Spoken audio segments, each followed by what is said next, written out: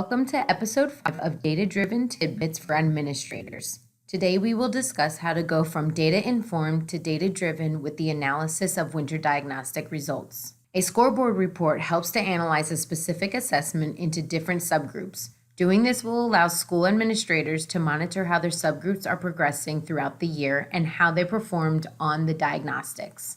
In the Student Item Analysis Report, we want to take a look at student achievement within each standard who met threshold of 50% or above. In order to do that, be sure to swatch out the below threshold box as displayed. Moving down the column, you can see at a quick glance which standards students are either deficient, meeting threshold, or above.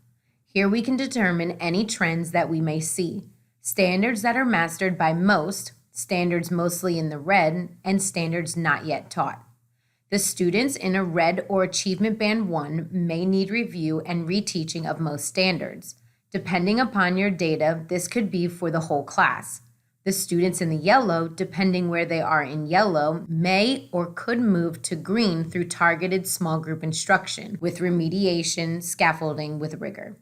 The students in green or achievement band 3 may have just a few specific standards or question types that require review, and this can be done with enrichment activities. Using the standards assessed by question number document available through Blender, you can go through and determine whether or not the standards have been assessed yet or not within the classroom. Some standards may come as a surprise that students performed well in, even though it has not been explicitly taught yet within their curriculum. Moving into the depth of knowledge, you will need to individually swatch out for each achievement level to determine the percentage of students performing within each DOK level.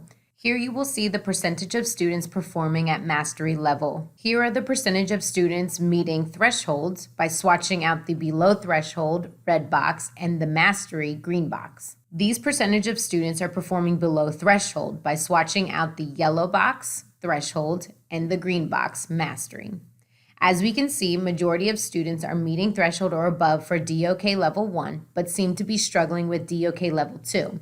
This is something to monitor as a majority of the FSA assessment will fall into the DOK 2 level. Across the top of the report, you will see each item number in order.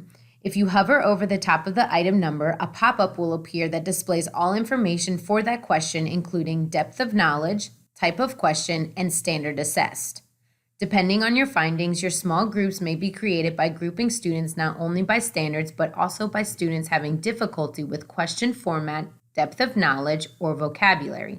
Whole group instruction for class overall weaknesses may revolve around weak standards, but remember to focus on DOK 2 and 3 questions or tasks, as you will probably find reflected in your data. Item analysis can be generated by teachers reviewing the visual electronic version of the question by clicking on the play button next to the question number as indicated in the image. A pop-up preview of the question will appear on the screen, and teachers can review the question and the distractor analysis to assist with identifying the point of error with the standard to make a determination as to what the deficiency could have been. Selecting the icon next to the item number as displayed will open the item detail where you will see a graphical representation of student answers. Now that you have a better picture of your students' performance, now it's time to reflect.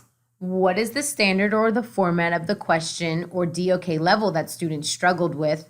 Were there certain items that students struggled with more than others? Were there enough items per standards to make a real determination? Or were there any vocabulary issues? Your final step is to create an action plan for differentiated instruction, which includes small group instruction, student grouping, content focus, and resources based on your findings. Be sure to join us for our upcoming data tidbits starting in the new year. If you have any questions, you may reach out to your regional specialist, and they'll be more than happy to help you with analyzing your winter diagnostic data.